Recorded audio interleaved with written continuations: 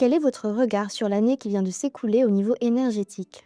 Ce que je trouve dramatique, c'est l'abandon de l'Arenh et j'ai envie de dire la résignation de la plupart des observateurs sur ce dispositif. On avait en France un dispositif qui avait réussi la prouesse d'être validé par la Commission européenne, de n'avoir subi aucun recours de aucun État membre et de aucune entreprise de l'Union européenne, concurrente potentiellement des industriels français, et qui permettait de transférer l'avantage compétitif du nucléaire aux consommateurs français, petits ou gros, industriels comme résidentiels, tout ça en respectant les règles de la concurrence imposées par Bruxelles, enfin imposées avec l'aval de la France, pour le marché de la fourniture. Et malgré ça, on abandonne ce dispositif, on met tout le monde dans l'incertitude du marché à partir de 2026. Je trouve ça effrayant en réalité. C'est de ce point de vue-là une grande déception, mais je pense que l'histoire n'est pas terminée, parce qu'il est évident qu'à la prochaine crise des marchés électriques, que ce soit à la baisse ou à la hausse, si c'est à la baisse, c'est EDF qui va être en situation très compliquée. Si c'est à la hausse, c'est les consommateurs qui vont être en situation de perte de compétitivité qui vont être compliquées, où on va se reposer la question d'un ARENH. L'Arenh prendra fin en décembre 2025. Que pensez-vous de l'accord entre EDF et l'État pour le remplacer? C'est un scandale. C'est tout bonnement un scandale. Je veux dire, moi, je n'arrive pas à comprendre comment est-ce que l'État peut accepter un dispositif qui met tous les consommateurs au prix de marché de gros, alors qu'on souhaite réindustrialiser le pays et on souhaite protéger le pouvoir d'achat des Français. Pourquoi? Parce que le marché de gros, il a plusieurs défauts par rapport à la production nucléaire. D'abord, globalement, sur le long terme, on sait qu'il est plus élevé, donc on va perdre en compétitivité, et notamment si on intègre un coût du CO2 qui représente ce que le CO2 doit représenter en termes de surcoût par rapport aux objectifs de décarbonation, notamment à horizon 2050. Donc en termes de compétitivité, on est perdant, et encore une fois, en termes de stabilité des marchés de gros par rapport au coût de production nucléaire et en termes de prévisibilité, donc de visibilité à long terme, on est évidemment très perdant. À un moment où l'État dit je veux protéger le pouvoir d'achat des Français et je veux réindustrialiser la France, donc inciter les industriels à investir en France, on leur dit non, votre source d'énergie préférentielle, parce que c'est celle qui permet de décarboner l'électricité, on va vous dire ça sera la roulette russe. Et peut-être que si effectivement ça explose, on va taxer EDF et vous rendre quelque chose. Quoi, on ne sait pas. Comment, on ne sait pas. À qui, on ne sait pas. C'est totalement absurde. Le forcing qu'a fait EDF pour obtenir la fin de l'Arenh, au travers de la propagande mensongère anti-Arenh qui a été mise en œuvre, est juste légitimé par la situation financière catastrophique d'EDF, qui pourtant a des investissements très importants à faire, et qui a permis à EDF de dire à l'État, j'ai tellement d'investissements à faire qu'il faut que je gagne plus d'argent. L'Arenh, ça limite ce que je peux gagner, parce que par définition, l'Arenh, c'est un prix at cost, avec rémunération, bien sûr. Mais en tout cas, je ne vais pas avoir un effet d'aubaine colossal avec l'Arenh si l'Arenh est constamment construite. Donc, laissez-moi faire ce que je vous propose. Comme ça, je vais gagner plus d'argent et je vais investir plus. C'est très bien. Moi, je trouve ça très bien que EDF gagne de l'argent et que EDF investisse. C'est formidable, notamment dans le nucléaire et les moyens de production décarbonés. Mais si c'est au détriment de la compétitivité de notre industrie, du pouvoir d'achat des Français et surtout au détriment de la visibilité des prix et de la stabilité des prix qui permettent d'investir, là, c'est catastrophique. Là, c'est vraiment catastrophique. Et je pense que malheureusement, nos dirigeants n'ont pas réalisé à quel point c'était catastrophique. Le gouvernement a décidé de conserver les tarifs réglementés sur recommandation de la Commission de régulation de l'énergie, alors que l'autorité de la concurrence était contre. Quel est votre point de vue? Mon point de vue, quand j'étais président de l'Anode, on a fait faire une étude par un cabinet de conseil avec plein de représentants très, très réputés en matière économique et en matière électrique, qui ont tous reconnu que ces tarifs réglementés étaient une catastrophe pour les Français. Donc, ce qui est intéressant, c'est que ce qu'a écrit l'autorité de la concurrence il y a 2 mois, c'est grosso modo ce qu'on a écrit il y a 6 ans. 6 ans? Non, plus que ça, 8 ans. Bon, alors, ce que je constate, c'est qu'on a perdu 8 ans. C'est dommage que l'autorité de la concurrence ne nous ait pas suivi plus tôt. Et ce que je constate également, c'est que la Commission de régulation de l'énergie continue à avoir des positions pro-étatiques qui, de mon point de vue, ne devraient pas exister. Je ne comprends pas comment la Commission de régulation de l'énergie peut dire des choses aussi contradictoires avec l'intérêt collectif et aussi manifestement contradictoires, y compris d'un point de vue conjoncturel, avec ce que dit l'autorité de la concurrence. Parce que l'autorité de la concurrence, elle dit pas il faut annuler les tarifs réglementés, il n'y a plus personne du jour au lendemain. C'est pas ce qu'elle dit. Elle dit il faut le mettre en pratique dans la durée, il faut maintenir les tarifs réglementés pour les plus fragiles.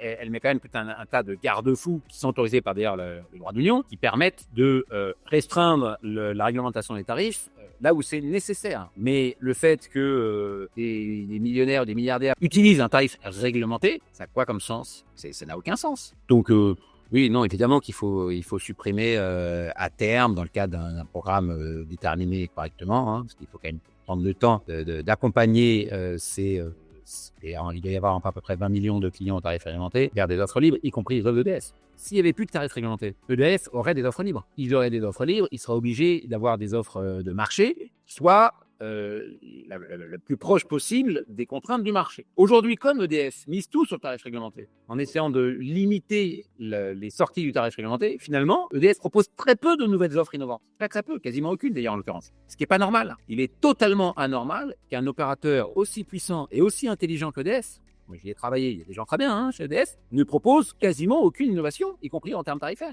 Pourquoi est-ce que EDF ne propose quasiment aucune innovation? Parce que c'est pas les producteurs de lampes à pétrole qui ont inventé l'électricité, justement. C'est pas l'intérêt de l'opérateur historique qui aujourd'hui se cache derrière les sacs de sable de tarifs réglementés d'aller promouvoir des nouvelles offres. Si vous faites sauter les tarifs réglementés, EDF sera obligé de faire de nouvelles offres. Et donc, il va pouvoir déployer une gamme de nouvelles offres intelligentes au profit des consommateurs, y compris chez les 2 tiers de foyers qui sont chez lui.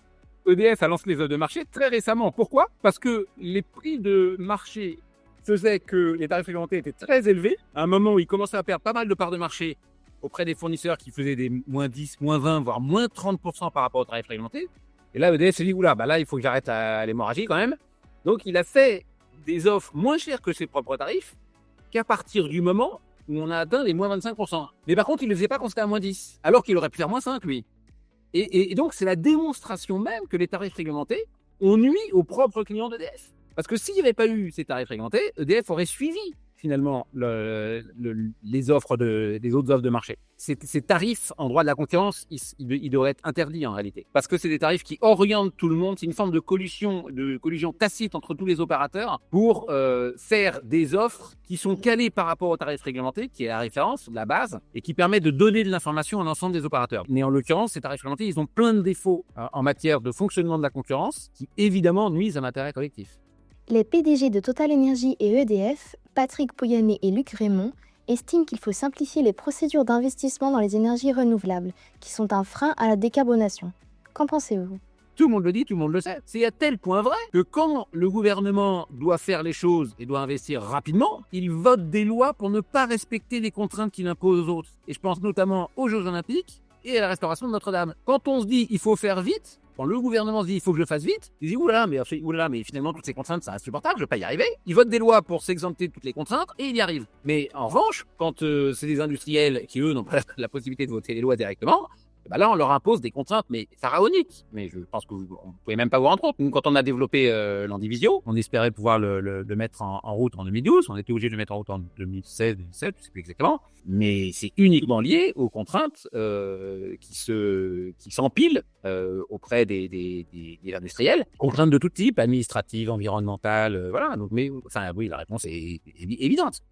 Pensez-vous que la politique énergétique française est sur la bonne voie pour atteindre ses objectifs de neutralité carbone en 2050? Évidemment non, pas du tout. La consommation ne repart pas du tout comme on l'espérait, donc là, clairement non. Et puis regardez tout ce que disent les industriels, et encore aujourd'hui l'Uniden, donc les industriels électro-intensifs, on tire la sonnette d'alarme en disant attendez, ce que vous nous préparez pour le post-arrêt ne nous permet pas du tout de pérenniser notre activité. On va sans doute pouvoir fonctionner au moins une année ou deux parce que les horizons de marché actuels sur un an ou deux sont corrects. Mais on n'a aucune visibilité sur l'avenir, et donc il est hors de question qu'on investisse. C'est écrit noir sur blanc, communiqué de presse de l'Uniden aujourd'hui. On n'est pas bien parti du tout. Alors peut-être qu'on respectera nos objectifs de décarbonation quand on n'aura plus du tout d'industriel en France. Là oui, on va peut-être carboner un peu moins, mais ça ne marchera pas pour le résidentiel. Et évidemment, c'est pas souhaitable, c'est ironique. La taxe assise est revenue à son niveau d'avant la crise. Le gouvernement n'a-t-il pas manqué une occasion d'envoyer un signal favorable à l'électrification en baissant encore un peu plus les prix de l'électricité ? Aujourd'hui, à la tonne de CO2 émise, l'énergie la plus taxée en France, c'est l'électricité. Mais largement plus que tout le reste. Et la moins taxée, je crois que c'est le fioul. C'est totalement contradictoire avec tous les objectifs de décarbonation de la France. Maintenant, la réalité, c'est que la situation des finances publiques françaises est telle, ça c'est pas la peine de faire un dessin, qu'ils ont besoin d'aller chercher partout où c'est possible. Et là où ils vont chercher, c'est pas là où c'est le plus intelligent, c'est là où c'est le plus facile. Et là où c'est le plus facile, c'est de faire ce qui se faisait avant. Parce que c'est là où il y a le moins d'évolution, de révolution. On voit ce que ça a donné. Ils sont encore traumatisés par les gilets jaunes, nos amis dirigeants là. Et donc, l'idée d'aller taxer plus le gaz, par exemple, et moins l'électricité, c'est assez incroyable. Mais alors même que le gaz, ça concerne un tiers des Français, on pourrait se dire c'est plus facile de taxer le gaz parce qu'il y a qu'un tiers des Français qui va être concerné, non pas la totalité. Mais c'est lié, on pense à la taxe carbone quand on taxe le gaz. Et puis le gaz, c'est une énergie essentiellement de chauffage. Donc on se dit on va toucher les gens pour leur chauffage, donc c'est un problème. Et donc on n'y arrive pas. Mais évidemment, il faudrait faire autrement en matière de taxation. Le marché de l'énergie s'est ouvert à la concurrence en 2007 pour les particuliers. Quel état des lieux faites-vous aujourd'hui, 18 ans après cette libéralisation ? La libéralisation, ça revient à ce que je viens de vous dire sur le dispositif d'Arenh, parce que les deux étaient complètement liés. Vous n'avez pas de libéralisation profitable aux consommateurs sans Arenh, et il n'y aurait pas eu d'Arenh sans libéralisation, évidemment. Donc les deux sont complètement liés. Moi, je pense que la libéralisation aujourd'hui, elle n'est pas du tout satisfaisante. Elle n'est clairement pas satisfaisante parce que il n'y a pas eu beaucoup de nouvelles offres développées, il n'y a pas eu beaucoup de nouveaux services de développer. Mais c'est pas étonnant parce que le marché est tellement biaisé par des dispositifs qui sont mal mis en œuvre. Encore une fois, l'Arenh avait plein de défauts, qu'il était compliqué de développer des business, notamment de fournitures nouveaux, sur des bases solides. Donc la libéralisation n'est pas très satisfaisante, ça c'est une certitude, elle aurait dû l'être beaucoup plus. Elle l'est quand même, je vous l'ai dit, il y a quand même pas mal de moyens de production nouveaux qui ont été mis en œuvre, il y a quand même pas mal de nouveaux opérateurs qui sont nés avec beaucoup de nouvelles offres, notamment compétitives. Tous les clients de Direct Energy, en tout cas tant que j'y étais aujourd'hui, je ne sais pas exactement où ça en est, ont payé leur électricité moins cher que s'ils étaient restés au tarif réglementé. Je pense que personne ne s'en rend compte, mais la libéralisation a également exercé une pression concurrentielle sur EDF et notamment sur l'activité de fourniture d'EDF qui a profité à tous les consommateurs, parce que quand EDF a fait des efforts sur ses coûts, ça a profité à tous les consommateurs, y compris ceux qui sont restés chez EDF et notamment au tarif réglementé. Donc ça, c'était souhaitable. Maintenant, effectivement, en termes de nouvelles offres, on aurait pu faire beaucoup plus. En termes de nouveaux services, on aurait pu faire beaucoup plus. On aurait dû faire beaucoup plus si les conditions d'organisation du marché avaient été plus propices. Mais de là à dire c'est de la faute de la libéralisation si les factures ont explosé pendant la crise énergétique, la libéralisation et le marché européen, c'est une catastrophe, il faut absolument en sortir et revenir avant. C'est soit symptomatique d'incompréhension totale du marché, soit d'un mensonge évident. Dans les deux cas, c'est regrettable. Il ne faut quand même pas oublier que si les factures ont explosé pendant la crise, c'est lié à deux choses essentiellement. Un, la crise en Ukraine et la crise gazière qu'on a suivie. Et deuxièmement, la corrosion sous contrainte. Alors, sauf à me démontrer que la libéralisation du marché européen a un lien avec ces deux phénomènes, je voudrais bien croire que la libéralisation est en cause. Moi, j'en suis pas certain. Après, il y a eu également des évolutions des factures qui ont été liées aux besoins de développer les énergies renouvelables, aussi bien en termes de production qu'en termes de développement du réseau. Ça a provoqué des surcoûts dans le système énergétique. Mais là encore, je ne suis pas certain que la libéralisation soit responsable du réchauffement climatique. Donc, tous ceux qui attribuent à la libéralisation la responsabilité de l'augmentation des factures, encore une fois, c'est soit des ignorants, soit des menteurs. Vous avez cofondé Direct Energy à la faveur de cette libéralisation. Quels ont été les principaux obstacles que vous avez rencontrés ? L'obstacle principal, c'était le fait que EDF voulait obstruer le plus possible l'ouverture du marché pour retarder le plus possible ses pertes de parts de marché. C'était un combat de tranchée, cette ouverture de marché, en fait, en réalité. Moi, quand j'ai proposé un accès régulé à l'énergie nucléaire, les gens d'EDF ont menacé. Si on fait ça en France, nous, on rend les clés du parc de production nucléaire. C'était leur terme. Il est hors de question d'avoir un accès régulé au parc de production nucléaire, comme nous avons accepté un accès des tiers au réseau. Alors, au réseau, ils n'avaient pas le choix. De toute façon, c'était une évidence, c'était un monopole naturel qui a été mis en œuvre dans tous les pays. Mais ils ont tout fait pour retarder l'efficacité de l'ouverture du marché. En matière de réseau, ils ont tout fait pour garder la mainmise sur les réseaux, alors que dans plein de pays, les réseaux sont complètement indépendants de l'opérateur historique. Ils ont gardé la majorité dans ces opérateurs de réseau.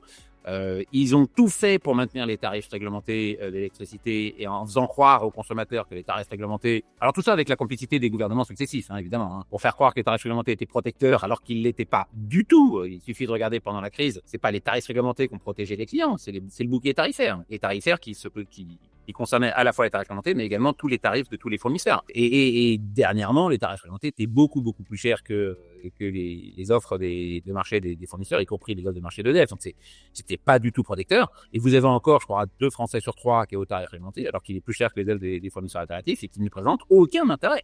Donc, et on maintient quand même ces tarifs réglementés. C'est quand même assez incroyable. Il y a toute une liste, je ne veux pas les détailler maintenant, ce sera beaucoup trop long, d'éléments, d'événements et de positions qui montrent que EDF a tout fait pour limiter la vitesse de développement des concurrents. Mais j'ai envie de dire, c'est pas étonnant, c'est normal. Enfin, n'importe quel opérateur historique aurait fait pareil.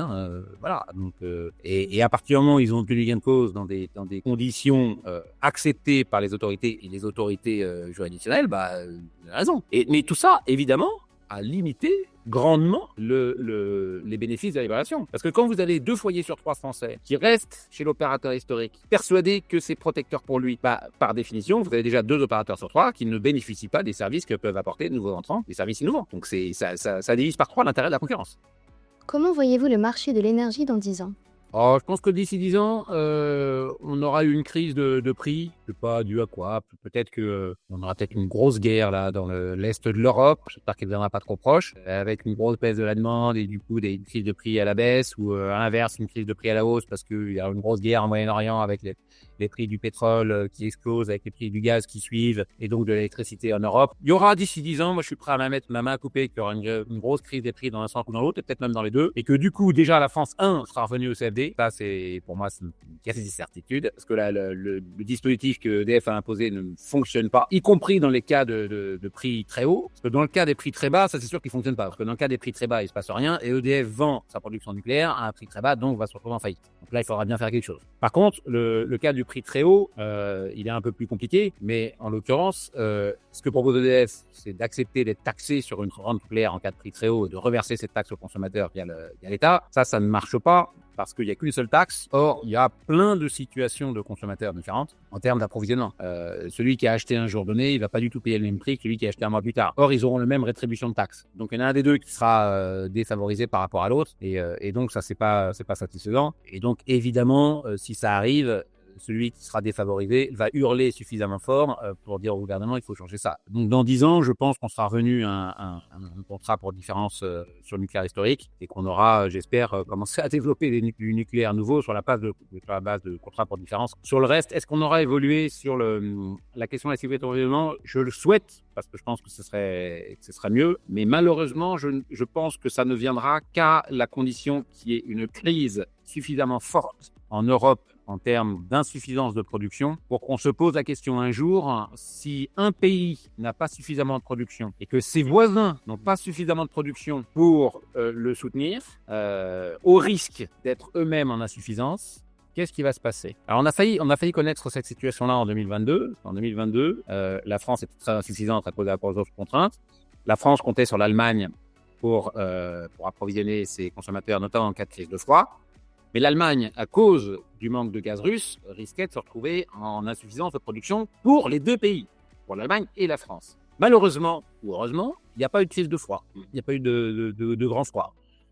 Mais imaginez qu'il y a eu un grand froid, que la France soit en insuffisance de production et appelle les interconnexions allemandes pour approvisionner, mais que les Allemands n'aient pas eu suffisamment de production. Qu'est-ce qui se serait passé? La logique aujourd'hui du marché unique européen, c'est de partager la défaillance, donc de partager l'insuffisance. Est-ce que les Allemands auraient accepté d'interrompre leurs consommateurs résidentiels ou leur industrie pour pouvoir faire en sorte qu'il y ait moins de délestage en France? Vous pensez que c'est le cas? Moi, je crois pas. Je crois que si c'est arrivé, il y aurait eu des grosses questions sur le fonctionnement du marché européen de l'électricité. Donc, tant que cette situation n'arrivera pas, on ne débouclera pas cette question-là. Malheureusement. Ou heureusement. Parce que cette situation-là, elle sera très inconfortable. Mais on est passé tout près quand même en 2022. Hein. S'il y a un nouveau défaut générique sur le parc de production nucléaire, ça pourrait arriver à nouveau.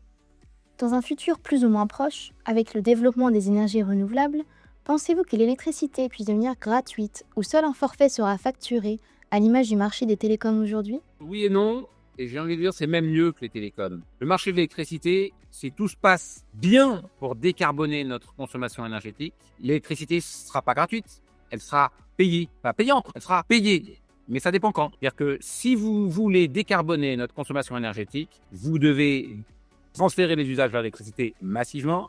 Si vous voulez les transférer massivement à l'électricité, vous devez développer tous les moyens de production décarbonés massivement, renouvelables et nucléaires.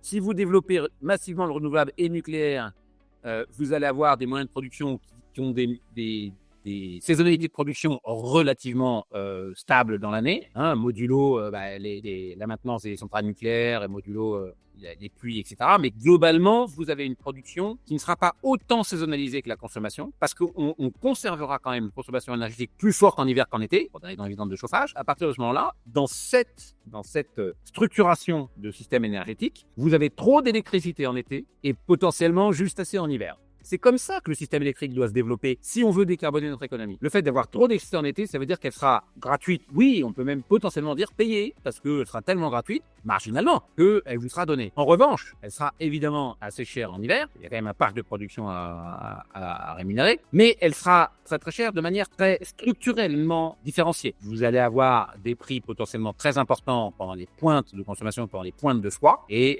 des prix moins élevés en fonction de la tension du système électrique. Donc, en fait, la réponse à votre question, c'est que non, on n'aura jamais des forfaits consommation illimitée sur toute l'année, ça certainement pas. Sur l'été peut-être, et pas sur toute l'année, mais on aura sans doute des tarifs beaucoup plus différenciés, ou si ce n'est des tarifs, en tout cas des tarifs pas trop différenciés, mais qui sont conditionnés au fait que la consommation, elle soit pilotée, elle soit conditionnée. Oui, j'y crois, parce que c'est ce sur quoi je travaille aujourd'hui, et d'où l'importance des mécanismes de capacité d'ailleurs. Ça, c'est une certitude, parce que les mécanismes de capacité ont vocation à refléter le coût de la sécurité d'approvisionnement à la pointe. Et là, je rebondis encore sur les tarifs réglementés. Les tarifs réglementés aujourd'hui, français, ils sont identiques toute l'année, surtout pour les tarifs bases. Je vais mettre les entrepreneurs creuses de côté, mais les tarifs bases sont identiques toute l'année, sont totalement idiots. On a en France des coûts de production qui sont de plus en plus différenciés en fonction des périodes, en fonction de l'été, de l'hiver, du jour, de la nuit, du week-end, du jour ouvrable. Et vous avez un tarif réglementé qui est identique toute l'année. C'est totalement con en termes de signaux de consommation auprès des consommateurs. Et c'est encore pire que ça. On a investi 6 milliards d'euros dans des compteurs dits communicants intelligents qui permettent de mesurer finement cette consommation de manière à affecter correctement les consommations en fonction de la réalité des coûts, et on maintient un tarif réglementé, identique toute l'année, étatique, géré par l'État. C'est absurde. Pourquoi on fait ça? Parce que EDF s'est battu mordicus pour les maintenir, parce que ça permet de garder un maximum de parts de marché dans son portefeuille. Ça, c'est absurde. Et ça va sauter. C'est une quasi-évidence.